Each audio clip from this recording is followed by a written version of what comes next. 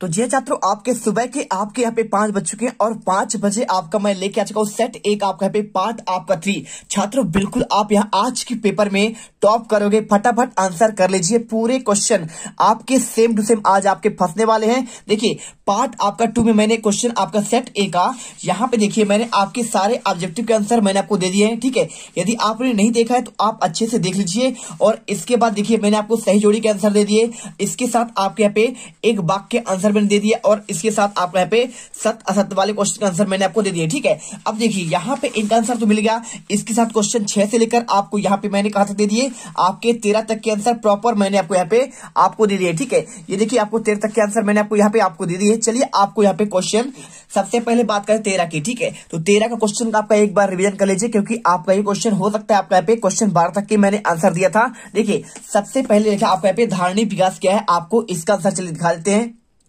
तो देखिए आपको आंसर आपको ये मिल जाएगा, धारणीय विकास क्या होता है, देश का आर्थिक विकास तो हो लेकिन पर्यावरण में किसी प्रकार की क्षति ना पहुंचे और ना ही आने वाली पीढ़ी को किसी तरह की दिक्कत का सामना करना पड़े, उसे कहते हैं आपका पे धारणीय विकास। ठीक है, समझ में आ गया।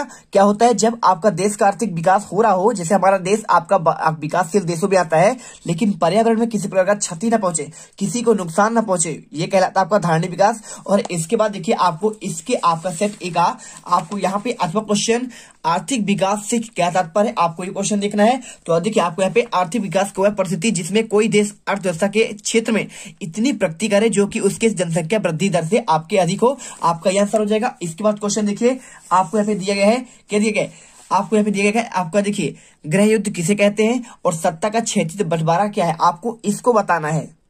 तो देखिए ये क्वेश्चन आपका जो दिया गया है आपका यहाँ पे सत्ता में साझेदारी, आपका ये वाला आपका पार्ट से दिया गया है। ठीक है, कौन सा, श्रीलंका। देखिए सत्ता में साझेदारी आपका राजनीतिक विज्ञान का पहला पार्ट, आपको इसी से क्वेश्चन आपका यहाँ पे दिया गया है। क्वेश्चन दिया गया है आपको गृह युद्ध किसे कहते हैं। देखिए किसी देश में सरकार विरोधी समूहों की हिंसक लड़ाई ऐसा रूप ले ले कि वह युद्ध सा लगे तो उसे गृह युद्ध कहते हैं। समझ में आया। और इसके बाद देखिए आपका युक्ति परक से क्या आशय है, आंसर लिखना है आपको यहाँ पे, हानि लाभ का सावधानी पूर्वक हिसाब लगाकर लिया गया फैसला पूरी तरह से नैतिकता पर आपका आधारित फैसले के अक्सर आपका उलट होता है। आपको यहाँ पे ये क्वेश्चन आपको यहाँ पे याद करना है। और अगला क्वेश्चन देखिए सत्ता का क्षैतिज आपका बंटवारा क्या, आपका क्वेश्चन देखिए आंसर आपको लिखना है, सत्ता के क्षैतिज बंटवारा का आशय है सरकार के विभिन्न अंगों का विधायिका, कार्यपालिका तथा न्यायपालिका के बीच शक्ति का विभाजन। सरकार के विभिन्न अंग एक ही स्तर पर रहते हुए अपनी अपनी शक्ति का प्रयोग करते हैं, आपको ये कहलाता है यहाँ पे क्या कहलाता है, आपका सत्ता का क्षैतिज बंटवारा कहलाता है। और इसके बाद देखिए आपका यहाँ पे क्वेश्चन कुछ आपके इंपोर्टेंट क्वेश्चन देखिए आपको यहाँ पे दिखा देता हूँ आपके इस यूनिट के।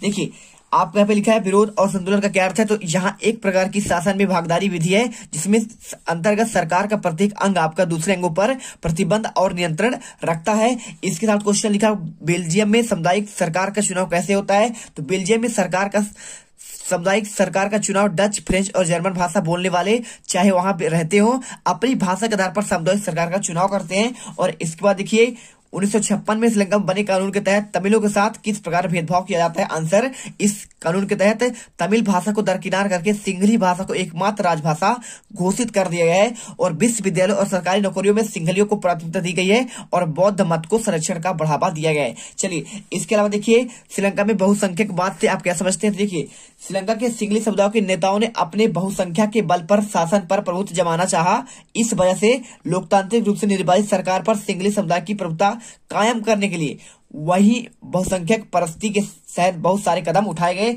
और इसके साथ ये क्वेश्चन आपको मात्र देख लेना है, एक नजर पर आप देखिएगा, बाकी आपको जो क्वेश्चन आपको पेपर में दिया है आपको उन्हें ही अच्छे से याद करना है। ठीक है, बाकी आपके यहाँ पे ये क्वेश्चन आपके कुछ आपके यहाँ पे ऑलरेडी क्वेश्चन आपके यहाँ पे अभी आने वाले दोनों सेट में आपके क्वेश्चन ऑलरेडी आपके यहाँ क्वेश्चन आपको दिख जाएंगे, आपको टेंशन नहीं लेना है। चलिए इसके बाद क्वेश्चन दिया गया है आपको यहाँ पे कृष्णा गोदावरी विवाद क्या है, आपका इसकी शुरुआत कहां से हुई, क्यों हुई थी, आपको क्वेश्चन, और जल के बारे में क्या आपका भविष्यवाणी की गई थी, आपको इसका भी आंसर आपको लिखना है। तो देखिए आपको यहाँ पे आपको भूगोल वाले आपके पार्ट आपका यहाँ पे कौन सा पार्ट है, आपका यहाँ पे देखिए दूसरा पार्ट है, तीसरा है आपका जल संसाधन, आपको इसी में आपका एक क्वेश्चन मिल जाएगा। देखिए आपको यहाँ पे लिखा गया है कृष्णा गोदावरी विवाद क्या है? तो कृष्णा गोदावरी विवाद की शुरुआत महाराष्ट्र सरकार द्वारा कोयना पर जल विद्युत परियोजना के लिए आपका बांध बनाकर जल की दिशा परिवर्तन कर कर्नाटक और आंध्र प्रदेश सरकारों द्वारा आपत्ति जताए जाने वाले बांध के बन जाने से इन राज्यों की कृषि और उद्योगों पर विपरीत आपका प्रभाव पड़ेगा। आपको ये क्वेश्चन है। और इसके अलावा क्वेश्चन दिया है आपको यहाँ पे जल के बारे में क्या भविष्यवाणी की गई? तो वर्ष 2005 में विश्व के अनेक देश में 20 करोड़ लोग जल की नितांत कमी झेलेंगे और भारत एक बड़ा हिस्सा भी जल का नितांत कमी महसूस करेगा। ठीक है, इसके अलावा आपके 2 क्वेश्चन और आपको पढ़ लेना है। आलावड़ी जल संसाधन पर आजकल अधिक दबाव क्यों है? तो देखिए, तेजी से आपका यहाँ पे औद्योगिकीकरण, तीव्र शहरीकरण, बहुराष्ट्रीय कंपनियों द्वारा बड़े उद्योगों की स्थापना, और चौथा बड़े उद्योगों की अचानक बढ़ती संख्या, और नदियों के प्रदूषण के कारण हमारा जीवन खतरे में क्यों पड़ा गया है? आंसर, भारत की नदियां विशेषकर छोटी सरिताएं यानी आपका छोटी नदियां जहरीली धाराओं पर परिवर्तित हो गई है। बड़ी नदियां जैसे गंगा और यमुना कोई भी आपका शुद्ध नहीं है। बढ़ती जनसंख्या, कृषि का आधुनिकीकरण और नगरीकरण और औद्योगिकरण आपको नदियों को प्रदूषित कर रही है। आपको आंसर इन्हें एक बार देख लेना है, बाकी आपको यहाँ पे देखिए आपको कोई आपका जरूरत नहीं है। इसके बाद क्वेश्चन आता है आपको यहाँ पे मृदा बनने की प्रक्रिया में कौन कौन से कारक आपके महत्वपूर्ण होते हैं? आपका ये क्वेश्चन देखिए, आपको यहाँ पे क्वेश्चन आपका दिया गया है, सिंपल सा आपका लिखा है। देखिए क्या लिखा है, आपका मृदा अपरदन की प्रक्रिया की बात कर रहा है। तो आपको चलिए इन दोनों का आंसर आपको दिखा देते हैं। तो देखिए आपको ये क्वेश्चन दिया गया, आपको यहाँ पे मृदा बनने की प्रक्रिया में कौन सा कारक आपका महत्वपूर्ण है? तो आंसर लिखना आपको उच्चावाच, जनक शैलें, जलवायु, वनस्पति, सस्तर शैल और अन्य आपके जैव पदार्थ आपके मुख्य कारक हैं। आपको याद करना है। इसके अलावा आपको यहाँ पे दिया गया है, देखिए मृदा अपरदन नियंत्रित करने वाली 2 विधियां। तो आपको यहाँ पे 2 विधियां कौन से देखिए आपको यहाँ पे, आपका पहला तो भाई साहब आप मिट्टी को मृदा अपरदन आपका मिट्टी कटाव होता है, तो इसे आपको मृदा अपरदन बचाने के लिए आपको यहाँ पे बांधों का निर्माण करना चाहिए। साथ में आपको यहाँ पे वृक्षारोपण भी आपको करना चाहिए। इसके अलावा देखिए क्वेश्चन आपको दिया गया है 18वां, जैव विविधता क्या है, हमारे जीवन पर क्यों आपका आवश्यक है? चलिए आपको यहाँ पे इसका भी आंसर आपको हम दिखा देते हैं। तो देखिए आपका यहाँ पे क्वेश्चन आपका 3 नंबर वाले क्वेश्चन स्टार्ट होते हैं। तो यहाँ पे आपको थोड़ा आपको बड़ा आंसर करना पड़ेगा। 75 आपके नंबर में, 75 आपके शब्दों में, ठीक है, 75 शब्दों में इनका आंसर लिखना है। तो देखिए जैव विविधता क्या है, देखिए आंसर आपको लिखना पड़ेगा, जैव विविधता वन्य जीवन और कृषि फसलों में विविधता का प्रतीक है। वनस्पति और वन्य जीव में अनेक प्रकार के पेड़ पौधे, जीव जंतु, मनुष्यों में मानव की अनेक जातियां, उपजातियां पाई जाती है, इन्हें कहते हैं जैव विविधता। ठीक है, जैव विविधता मतलब क्या होता है, आपको जितने भी यहाँ पे आपको पूरे वातावरण में आपको परिवेश में रहते हैं लोग, सभी मिलकर आपका जैव विविधता का निर्माण करते हैं। चाहे वो पशु पक्षी हो, आपका जीव जंतु हो या फिर आपका मानव, ये सभी आपके जैव विविधता के अंतर्गत आ रहा है। और यह जीवन के लिए क्यों आवश्यक है? आपको यहाँ पे जीवन, देखिए जैव विविधता के कारण मनुष्य को आवश्यकता की अनेक प्रकार की वस्तुएं प्राप्त होती हैं, जिससे उसका जीवन पृथ्वी पर बना हुआ है। अतः जैव विविधता मनुष्य के लिए आपको उत्तरदायी है। ठीक है, कहने का मतलब अगर आपके यहाँ पे मैं बात कर रहा हूं, अगर सिर्फ मनुष्य हो तो यहाँ पे संतुलन आपका बिगड़ जाएगा। आपको यहाँ पे वनों में आपको जीव जंतु, पशु पक्षियां भी आपका होना जरूरी है, क्योंकि इससे भी यहाँ पे हमें आपका लाभ पहुंचता है। और इसके बाद क्वेश्चन दिया गया अथवा का, देखिए विस्तार पूर्वक बताया कि मानव क्रिया किस प्रकार प्राकृतिक वनस्पति जात और प्राणीज को हास के कारण यानी आपको नुकसान पहुंचाए। आपका आंसर देखिए क्वेश्चन आपका ये वाला है। तो मानवीय क्रियाएं निम्न प्रकार से प्राकृतिक वनस्पति जात और प्राणी जात के हास कारण बनती है। पहला, मानव अपने स्वार्थ के अधीन होकर कभी ईंधन के लिए तो कभी कृषि के लिए वनों का अंधाधुंध कटाई करता है, और इससे वनस्पति नष्ट होती है, और साथ ही वन्य जीवों का प्रवास आपका छिन जाता है। जब उद्योग, खासकर रासायनिक उद्योग को कूड़ा करकट खुले स्थानों पर फेंक देते हैं, तो जब भूमि प्रदूषण होता है तो वृक्षों के अंधाधुंध कटाई से पर्यावरण को नुकसान पहुंचता है, और जैसे वर्षा का कम होना और आप यहाँ पे पशुओं के लिए अतिचारण से वनस्पति जगत को नुकसान पहुंचता है, और इससे प्राकृतिक वनस्पति पनप नहीं पाती और वह स्थान धीरे धीरे आपका बंजर हो जाता है। ठीक है, समझ में आया क्या? आपको ये क्वेश्चन आंसर याद करना है। इसके अलावा आप यहाँ पे ये क्वेश्चन देखिए, वनों का संरक्षण आपका क्यों आवश्यक है, आप ये क्वेश्चन भी आप अच्छे से एक बार देख लीजिएगा। साथ में आप यहाँ पे वन्य जीव और वन्य जीव संरक्षण सहयोगी रीति रिवाजों पर आपको यहाँ पे निबंध लिखने, आपको मात्र 75 शब्दों में ही आंसर यहाँ पे रेडी करना है, लेकिन आप इसे जरूर याद कर लीजिएगा। वनों का संरक्षण आपका क्यों आपका आवश्यक है। यहाँ पे आपका सेट बी में क्वेश्चन आपका ऑलरेडी जी वाला आपका यहाँ पे आया हुआ है, तो आप इसे अच्छे से याद करिएगा। वनों का संरक्षण देखिए, दैनिक आवश्यकता की पूर्ति और प्राकृतिक संतुलन के लिए वनों का संरक्षण आवश्यक है। पहला, हम दैनिक जीवन में लकड़ी का उपयोग खूब करते हैं। वन एक राष्ट्रीय समुदाय है, इससे हमारा औद्योगिक विकास होता है और हमारा जीवन भी आपका उत्तर स्तर ऊंचा उठता है। हमारे देश में वनों का क्षेत्र आपका सीमित है, ठीक है, और यह क्षेत्र सीमित होता जा रहा है। किसी अथवा क्षेत्र के संतुलित विकास के लिए 33% आपका भाग पर वनों का विस्तार होना चाहिए, ठीक है। किसी देश में आपको यदि वनों का यानी आपको संतुलन आपको लाना है तो आपको 33% भाग पर यहाँ पे आपका वन होना अति आवश्यक है, ठीक है। और आपको यहाँ पे देख लीजिए, पूरा आंसर याद कर लीजिए। इसके बाद क्वेश्चन आता है आपका यहाँ पे क्वेश्चन नंबर आपका यहाँ पे 18वां, ठीक है। देखिए क्या 18वां आता है आपको यहाँ पे क्वेश्चन दिया गया है आपको यहाँ पे 18वां हो गया। इसके बाद देखिए 19वां यहाँ पे क्वेश्चन दिया गया है आपका लैंगिक असमानता का आधार क्या है, तो लैंगिक आपका असमानता। देखिए आपको इस क्वेश्चन का आंसर आपको हम बता दे रहे हैं। आपको यहाँ पे लैंगिक असमानता मतलब क्या होता है आपका, जैसे यानी पुरुष और महिलाओं में आपका भेदभाव करना, और भारत की विधायिका में प्रतिनिधि की स्थिति क्या है। चलिए आपको दोनों का आंसर देते हैं। तो देखिए आपको आंसर लिखना है लैंगिक असमानता को स्वाभाविक कहें या फिर प्राकृतिक आपका अपरिवर्तनीय मान लिया जाता है। जैसे आपका लैंगिक असमानता का आधार स्त्री और पुरुष का जैविक बराबर नहीं बल्कि दोनों बारे में प्रचलित आपका रूढ़ छवियां और आपका तयशुदा आपका पे राजनीतिक आपकी भूमिकाएं हैं। इसके अलावा क्वेश्चन देखिए आपका भारत की विधायिका में प्रतिनिधि की क्या स्थिति है, आपको आंसर इसका भी आपको यहाँ पे आज से देखना है। आपको भारतीय विधायिकाओं में महिलाओं की प्रतिनिधि का अनुपात बहुत ही कम है। जैसे लोकसभा में महिला के सांसदों की संख्या कुल सांसदों की आपका 10% भी नहीं है। राज्यों में विधानसभाओं में उनका प्रतिशत 5% भी आप कम है। इस मामले में भारत दुनिया के अन्य देशों से बहुत नीचे है। भारत अफ्रीका और लैटिन अमेरिका कई आपके देशों से पीछे है। कई बार कोई महिला प्रधानमंत्री मुख्यमंत्री बन भी जाए तो मंत्रिमंडलों में पुरुषों का ही वर्चस्व आपका रहा है। आप यहाँ पे देखिए क्वेश्चन, और कुछ क्वेश्चन आपको यहाँ पे याद करना है। कौन सा क्वेश्चन देखिए आपको यहाँ पे नारीवाद आंदोलन के आपको एक क्वेश्चन आप देख लीजिएगा, सेट आपका भी में आपको देखने को आपको मिल रहा है। इसके साथ आपको यहाँ पे ये क्वेश्चन गांधी जी के द्वारा आपके हरियाणा के लिए उनके अधिकारों पर दिलाने के लिए आप किए गए 3 प्रयास, और एक क्वेश्चन आपको यहाँ पे वेरी इंपोर्टेंट आपको यहाँ पे ये वाला आ रहा है। आपका देखिए से आपका सेट बी में आपका क्वेश्चन आपको दिया गया है। तो आपको यहाँ पे ये क्वेश्चन सरदार सरोवर बांध कहाँ बनाया गया, इसकी क्या आपका उपयोगिता है, और साथ में नर्मदा बचाओ आंदोलन। आप ये 2 क्वेश्चन मात्र आप याद कर लीजिएगा।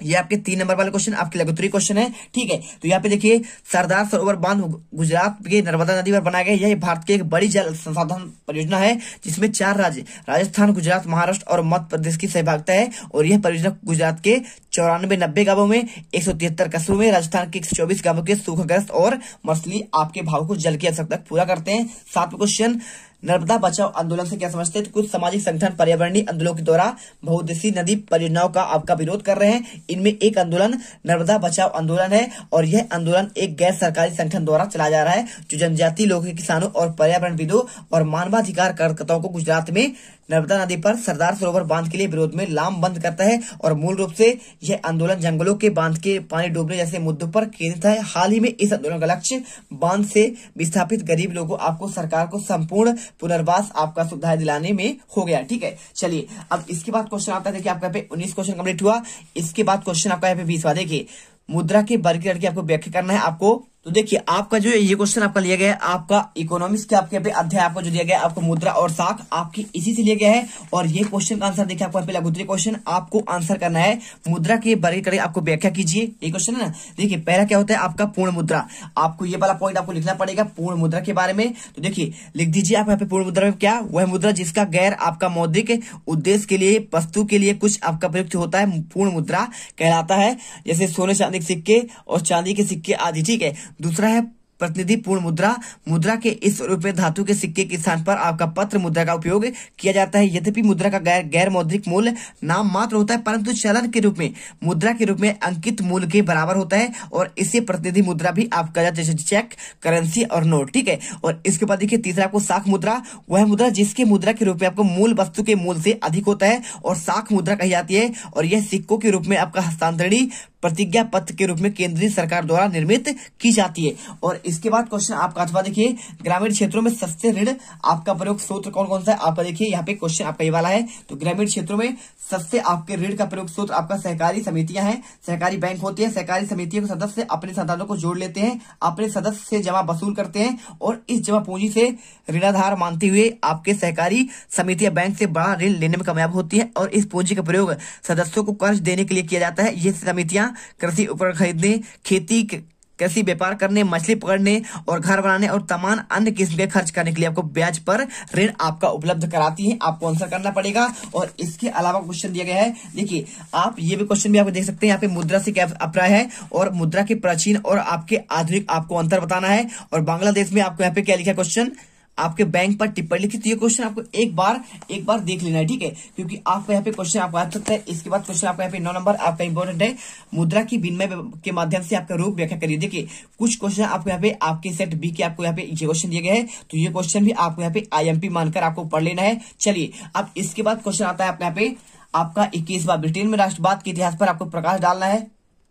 तो देखिए आपको इसका आंसर आपको ये मिल जाएगा। क्वेश्चन आपको ब्रिटेन के राष्ट्रवाद का विकास अचानक नहीं बल्कि आपके कई दिनों के उथल पुथल क्रांति के परिणाम था और एक लंबी चलने वाली प्रक्रिया का नतीजा है। 18वीं सदी के पहले ब्रिटिश राष्ट्र ही नहीं थी और ब्रिटिश द्वीप समूह में रहने वाले अंग्रेज, वेल्स और स्कॉट या फिर आपका आयरिश की मुख्य पहचान न जाति आपका थी और इन सभी जातीय समूहों ने अपनी सांस्कृतिक और राजनीतिक परंपराएं थी और एक लंबी टकराव और संघर्ष के बाद आंग्ल संसद ने 1688 में राजतंत्र की ताकत छीन ली थी और उसके बाद संसद के माध्यम से राष्ट्रीय राज्य का निर्माण हुआ जिसका केंद्र में आपका इंग्लैंड था और इंग्लैंड और स्कॉटलैंड के बीच एक आपका act of union United kingdom of Britain का गठन हुआ। इसी आयरलैंड को 1801 में बलपूर्वक यूनाइटेड किंगडम में शामिल किया गया और नए ब्रिटिश राज में आपके आंग्ल संस्कृति का प्रचार प्रसार किया गया और ब्रिटेन के प्रतीक चिन्हों और यूनियन जैक और राष्ट्रीय गान का खूब बढ़ावा दिया गया। इसके बाद क्वेश्चन आपको यहाँ पे दिया गया अथवा, देखिए क्वेश्चन आपका यहाँ पे अथवा वाला क्वेश्चन आपको यहाँ पे दिया गया है, वियना संधि आपका क्या है, ठीक है। तो वियना संधि देखिए आपको यहाँ पे क्वेश्चन आपको मिल जाएगा। ये आपका देखिए तो 1815 में ब्रिटिश, रूस और प्रसा के ऑस्ट्रिया जैसे यूरोपीय शक्तियों में मिलकर नेपोलियन को हराया था और ये प्रतिनिधि यूरोप के लिए एक समझौता तैयार करने के लिए वियना में मिले और इस सम्मेलन की मेजबानी ऑस्ट्रिया के चांसलर ड्यूक मेटरनिक ने की थी और इस प्रतिनिधि 1815 की वियना संधि तैयार की और जिसका उद्देश्य उन सारे बदलाव को खत्म करना जो नेपोलियन के युद्ध के दौरान हुए थे और इन संधि की मुख्य व्यवस्था इस प्रकार थी। फ्रांसीसी क्रांति के दौरान हटाए गए आपका बुर्बो वंश को सत्ता में बहाल किया जाए और फ्रांस के उन इलाकों में खो दिया जिन पर कब्जा नेपोलियन के अधीन पर कर लिया, ठीक है, और फ्रांस की सीमाओं पर कई राज्य कायम कर दिए गए, ठीक है, और ताकि भविष्य में फ्रांस का विस्तार न कर सके। और देखिए और यहाँ पे नेपोलियन 39 राज्यों का जो जर्मन महासागर में स्थापित था उसे बरकरार रखा गया और पूर्व में रूस को पोलैंड का एक हिस्सा दिया गया जबकि प्रसा को मैक्सिनी का एक हिस्सा प्रदान किया गया, ठीक है, याद कर लीजिएगा। इसके बाद क्वेश्चन देखिए आपका यहाँ पे लिखा है 1789 की फ्रांसीसी क्रांति और फ्रांस का आपका यूरोप पर क्या प्रभाव पड़ा, गैरीबाल्डी कौन था और इतिहास में क्यों प्रसिद्ध हुआ। आपको आंसर देखिए, आपको आंसर ये मिल जाएगा गैरीबाल्डी कौन था। देखिए आपको पहला 1789 की फ्रांसीसी क्रांति का फ्रांस और यूरोप पर क्या प्रभाव पड़ा, आंसर करना है। 1789 फ्रांस में जो क्रांति हुई उसके फ्रांस और यूरोप पर व्यापक प्रभाव पड़े। पहला, लुई वंश के शासक का अंत हो गया, ठीक है, आपका इसके साथ उसके स्थान पर लोकतांत्रिक शासन की व्यवस्था हुई और समानता, स्वतंत्रता और भ्रातृत्व की भावना से नए समाज की नींव रखी गई। न्याय व्यवस्था का पुनर्गठन करके देश की नवीन कानून संहिता लागू की गई। इंस्टेट जनरल के स्थान पर सक्रिय नागरिकों द्वारा चुनी गई नेशनल असेंबली का गठन किया गया। फ्रेंच भाषा को राष्ट्रभाषा और फ्रेंच तिरंगे को राष्ट्रीय ध्वज घोषित किया गया। शासक और पादरी वर्ग के विशेषाधिकार अंत किया गया और यूरोप पर प्रभाव, यूरोप में राष्ट्रवाद की मजबूती मिली और राष्ट्रों का उदय हुआ और देखिए लोकतांत्रिक सिद्धांत को विश्व पर आधार मिला। सरकार जनता द्वारा जनता के लिए होनी चाहिए, इस विचार पर बल मिला और यूरोप में समाजवादी विचारधारा का प्रचार होने लगा जिस कारण सामाजिक, आर्थिक और राजनीतिक समानता के सिद्धांतों पर बल दिया जाने लगा। और इसके बाद अगला क्वेश्चन आपको यहाँ पे गैरीबाल्डी कौन था, आंसर लिखना है। तो जोसेफ गैरीबाल्डी इटली का सबसे प्रसिद्ध स्वतंत्रता संग्राम सेनानी था। उसके परिवार तटीय व्यापार करने वाले परिवार था। वह स्वयं भी व्यापारिक नौसेना को एक नाविक था। 1833 में वह मैसिनी यंग इटली आंदोलन से जुड़ा था। 1834 में उसने पीटमांट के गणतंत्री विद्रोह में भाग लिया और जब यहाँ पे असफल हो गया दक्षिण अमेरिका भाग गया, ठीक है। आंसर आपको कर लेना है, पूरा आंसर आपको यहाँ तक करना पड़ेगा। इसके अलावा अब देखिए यहाँ पे आंसर तो कंप्लीट हो गया। अब इसके अलावा लास्ट क्वेश्चन, मरियान और जर्मेनियन कौन था जिस तरह उन्हें चित्रित किया गया, उसका क्या महत्व है और असहयोग आंदोलन के कारणों की समीक्षा करना है, ठीक है। तो देखिए आपको मरियान और आपका जर्मेनिया कौन था, आपका इसका आंसर आपको ये मिल जाएगा, पूरा आंसर। आप एक बार मरियान ये एक लोकप्रिय ईसाई नाम है और अतः फ्रांस ने अपने स्वतंत्रता के नारी प्रतीक के रूप में आपका यही नाम दिया है। और जर्मेनियम क्या है, ये जर्मन राष्ट्र की नारी आपका रूपक थी। चाक्षुष अभिव्यक्तियों में आपका बलूत वृक्षों का मुकुट पहनती है क्योंकि जर्मनी में बलूत वीरता का प्रतीक होता है, ठीक है। आंसर कर लीजिए। और इसके बाद लास्ट क्वेश्चन आपका असहयोग आंदोलन के बारे में। चलिए आपको यहाँ पे इसका आंसर आपको दिखाते हैं। तो ये क्वेश्चन आपका दिया गया है, देखिए आपका यहाँ पे तीसरा आपका चैप्टर, ठीक है। तो आपका यहाँ पे भारत में राष्ट्रवाद, तो इसमें आपका यहाँ पे इतिहास में आपका ये बहुत आपका इंपोर्टेंट आपका पार्ट चैप्टर है। देखिए भारत में लोगों द्वारा रोलेट एक्ट का विरोध आपका किया गया, उदाहरण आपका सहित आपको यहाँ पे दिखाना है, ठीक है। तो आपको ये वाला क्वेश्चन आपको यहाँ पे इस यूनिट से आपको यहाँ पे तो याद करना ही है। क्वेश्चन एक्चुअली आपका यहाँ पे ये वाला आया हुआ है, असहयोग आंदोलन के कारण की समीक्षा। तो देखिए आपका ये क्वेश्चन तो आपको यहाँ पे ये मिल जाएगा, असहयोग आंदोलन की समीक्षा की बात कर रहा है। तो आपको क्वेश्चन कहाँ मिलेगा, देखिए आपको दिखाते हैं।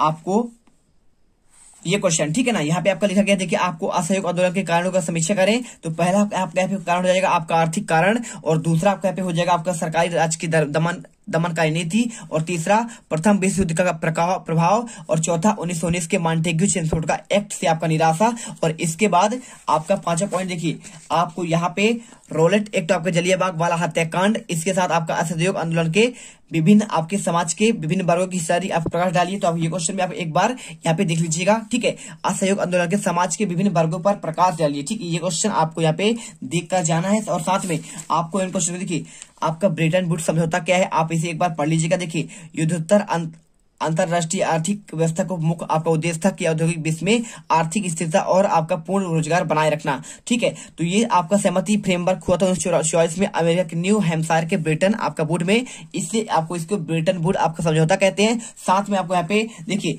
आपको जलियांवाला बाग हत्याकांड आपको देकर जस्ट सेट आपका बी में आपका क्वेश्चन आपका ऑलरेडी आया हुआ है, और इसके साथ साइमन कमीशन पर टिप्पणी डालिए, आपका ये भी क्वेश्चन आपका सेट बी में है। तो आपको इन दोनों क्वेश्चन को आपको एक बार पढ़ लेना है। रोलेट अधिनियम मार्च 1919 लागू किया गया, विरोध में पूरे देश में आवाज, ठीक है। आपने पढ़ा ना जलियांवाला बाग हत्याकांड क्या हुआ था, 13 अप्रैल को यहाँ पे जनरल ओडायर ने लगातार यहाँ पे गोलियां दागी थी, और जिसमें क्या हजारों गोलियां दागी, जिससे आपके 2000 के लगभग लोग घायल हुए थे और 800 लोग मारे गए थे। आपका वही है जलियांवाला बाग हत्याकांड। देखिए 13 अप्रैल 1919 के अप्रैल को बैसाखी के दिन एक क्या हुआ था, विरोधी सभा हुआ था, और जैसी सभा प्रारंभ हुई, जनरल नायक नामक व्यक्ति एक सैनिक अधिकारी के सभा के किसी भी आपके प्रकार की चेतावनी दिए बिना सैनिकों को सभा में आपका भीड़ पर गोली चलाने का आदेश दिया, और सैनिकों ने भीड़ पर गोली चलाई। परिणाम स्वरूप 800 लोग घायल हुए, मर गए, और आपके 2000 लोग घायल हुए थे, ठीक है। और इससे ही आपका यहाँ पे आपका जलियांवाला बाग हत्याकांड कहा जाता है। और इसके अलावा देखिए साइमन कमीशन आपको यहाँ पे देखिए